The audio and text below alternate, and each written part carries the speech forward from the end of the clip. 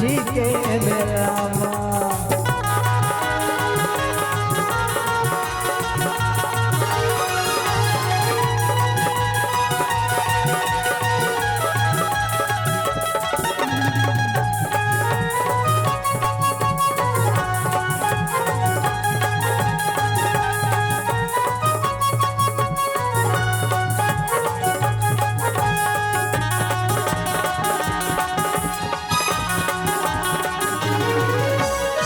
प्यार मोहब्बत इश्क करबो दोनों वो दिल जान से। प्यार मोहब्बत इश्क करबो दोनों वो दिल जान से। नहीं है फिकर मोला कखुर गोरी अपन मोला ते मान ले। नहीं है फिकर मोला कखुर गोरी अपन मोला ते मान ले। प्यार मोहब्बत इश्क करबो दोनों वो दिल जान से। प्यार मोहब्बत इश्क करबो दोनों वो दिल जान से। नहीं है फिकर मोला कखुर गोरी अपन मोला ते मान ले। नहीं है फिकर मोला कखुर गोरी अपन मोला ते मान ले। आहू कही के करे तवादा, आहू कही के करे तवादा, जिंद के मिला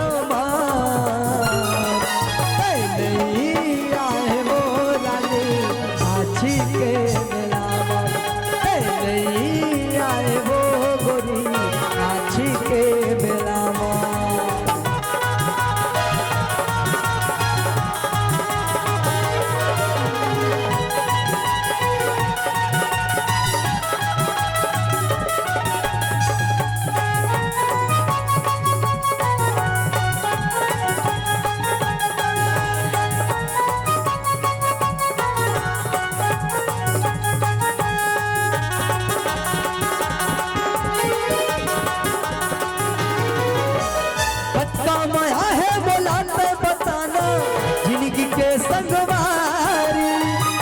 माया है बोलाते बताना जिंदगी के संगवारी। तोर माया मखिल के वो रानी मन बढ़िया फुलवारी। तोर माया मखिल के वो रानी मन बढ़िया फुलवारी। कच्चा माया है बोलाते बताना जिंदगी के संगवारी। कच्चा माया है बोलाते बताना जिंदगी के संगवारी। तोर माया मखिल के वो रानी मन बढ़िया फुलवारी। तोर माया मखिल के वो रानी मन बढ़िया फुलवारी। आहू कही के करे तवादा, आहू कही के करे तवादा, हिरन के मेलामा।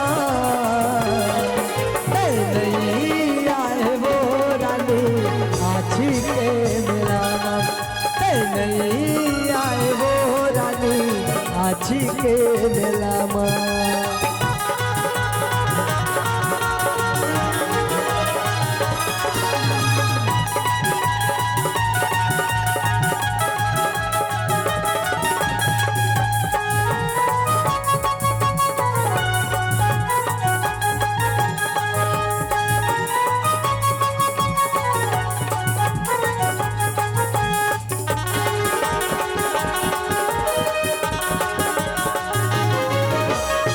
थाना पिपरिया जिला कमरधा बैजलपुर मोर गाँव है।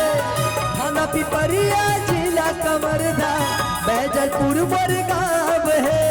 नींबू पेड़ मेरा शिव जी के मंदिर यही मोर पहचान है। नींबू पेड़ मेरा शिव जी के मंदिर यही मोर पहचान है। थाना पिपरिया जिला कमरधा बैजलपुर मोर गाँव है। थाना पिपरिया जिला कमरधा बैजलपुर मोर गाँव है। नींबू पेड़ मेरा शिव जी के मंदिर यही मोर पहचान है। नींबू पेड़ मेरा शिव जी के मंदिर यही मोर पहचान है। आहू कही के करे तवादा, आहू कही के करे तवादा, हिरन के मेलामा।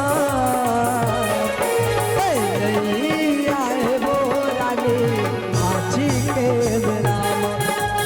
नहीं आए वो रानी आछी के नीलाम नहीं आए वो रानी आछी के नीलाम नहीं आए वो रानी आछी के नीलाम नहीं आए वो रानी